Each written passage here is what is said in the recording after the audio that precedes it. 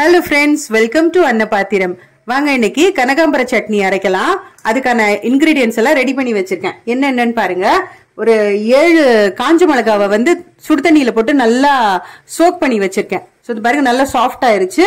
அதுக்கு அப்புறமா ஒரு 2 மீடியம் சைஸ் தக்காளியை கட் பண்ணி வச்சிருக்கேன். ஒரு 15 பல் பூண்டு வந்து உரிச்சு வச்சிருக்கேன். ஒரு வெங்காயத்தை கட் பண்ணி வச்சிருக்கேன். ஒரு சின்ன பீஸ் புளி. ஒரு மிக்ஸி ஜார் எடுத்துட்டு இப்ப இதெல்லாத்தையும் வந்து மிக்ஸி ஜார்ல வந்து நம்ம சேர்த்துக்கலாம். அதே மாதிரி இந்த மிளகா சோக் பண்ணி வச்சிருக்கோம் பாத்தீங்களா? இப்ப பாருங்க நல்ல சோக் ஆகி நல்ல சாஃப்டா இருக்கு. இப்ப இதையும் வந்து இதோட சேர்த்துக்கலாம். இப்போ இதுல தேவையான அளவுக்கு உப்பு சேர்த்துக்கோங்க. சேர்த்துட்டு இதெல்லாத்தையும் நல்ல ஃபைன் பேஸ்டா வந்து அரைச்சி எடுத்துக்க போறேன். இப்ப அரைச்சிட்டு வந்துடுறேன். இப்போ இதை அரைச்சி எடுத்தாச்சு. பாருங்க நல்ல ஜம்முன்னு கனகாம்பர கலர்ல இருக்கா? அதனாலதான் இதுக்கு பேரு வந்து கனகாம்பர சட்னி. இப்போ இதை தாளிச்சுக்கலாம். கடாயில ஒரு டேபிள் ஸ்பூன் அளவுக்கு நல்லெண்ணெய் சேர்த்திருக்கேன். இப்ப இந்த கடுகு அப்புறம் இந்த உளுத்தம்பருப்பு சேர்த்துக்கலாம்.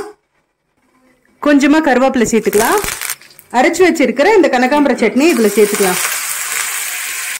ஒரு 2 நிமிஷம் இதை வதக்கி விட்டுருங்க. ஒரு 2 நிமிஷம் ஸ்டவ்ல வச்சுட்டு ஆஃப் பண்ணிக்கலாம். அவ்வளவுதான். பாருங்க நல்ல ஜம்முன்னு கனகாம்பர சட்னி வந்து ரெடி ஆயிருச்சு. கூடவே என்ன ரெடி ஆயிட்டு இருக்குன்னு பாக்கலாம். இங்க பாருங்க பாருங்க நல்ல ஜம்முன்னு சுட சுட சுட இட்லி. இந்த இட்லிக்கும் இந்த கனகாம்பர சட்னிக்கும் ஃபேண்டாஸ்டிக் காம்பினேஷன். நீங்களும் உங்க வீட்ல இதை கண்டிப்பா ட்ரை பண்ணி பாருங்க. வீடியோ பிடிச்சா லைக் பண்ணி சப்ஸ்கிரைப் பண்ணுங்க. இன்னொரு வீடியோல பார்க்கலாம். பாய்.